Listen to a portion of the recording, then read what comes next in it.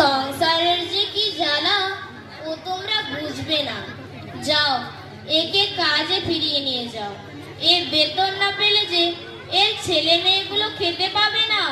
নরেনকে বলবে আমি বলেছি।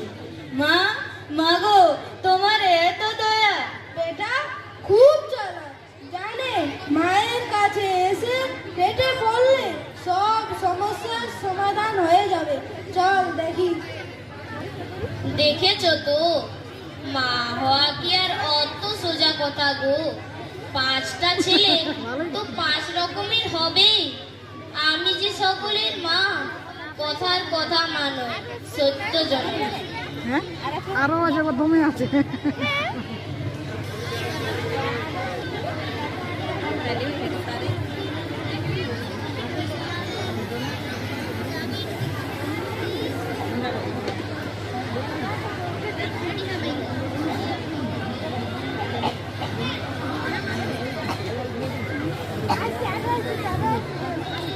স্বামীজি, আমাকে ক্ষমা করে দিন, আর কখনো এরকম হবে না। আমি তোকে তাড়িয়ে দিয়েছি কেন জানিস? এ সুযোগে তুই যাতে মায়ের কৃপা লাভ করতে পারিস। আমি ক্ষমা করার কে? মা আদেশ দিয়েছেন, তাই শিরোধার্য। আপনি সব জানতেন? আরে বাবা, ও মায়ের কাছে যাবে না তোর কার কাছে যাবে? ও কি কম বুদ্ধিমান?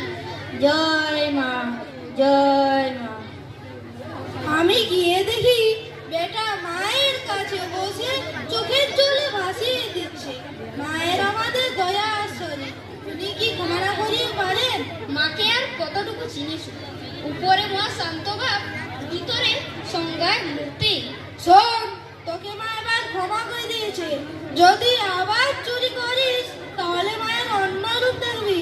একবার মায়ের কৃপা পেয়েছি, আমি কি অতই নরদম যেটা হারাবো? দেখছেন কথা কেমন ঘুরিয়ে বলছে? শোন, মায়ের আশীর্বাদ কি জিনিস? আমেরিকা যাওয়ার আগে মায়ের আশীর্বাদ চেয়ে চিঠি লিখেছিলেন। তিনি এক আশীর্বাদ দিলেন, অমনি হুট করে পগার পাই, বুঝলি? স্বামীজি, আমার দ্বারা আর কখনো এরকম খারাপ কাজ হবে না। মায়ের চরণে শপথ করেছি। আজীবন তোর এই মতি হোক। ওরে দেশের মানুষ সৎ না হলে দেশের কি আর উন্নতি হয়? আর বাবা চুরি চুরি করিস না। ঈশ্বর আত্মা দিয়েছেন, তার কৃপায় সুস্থ আছিস। কাজ করে খাবি, দেখবি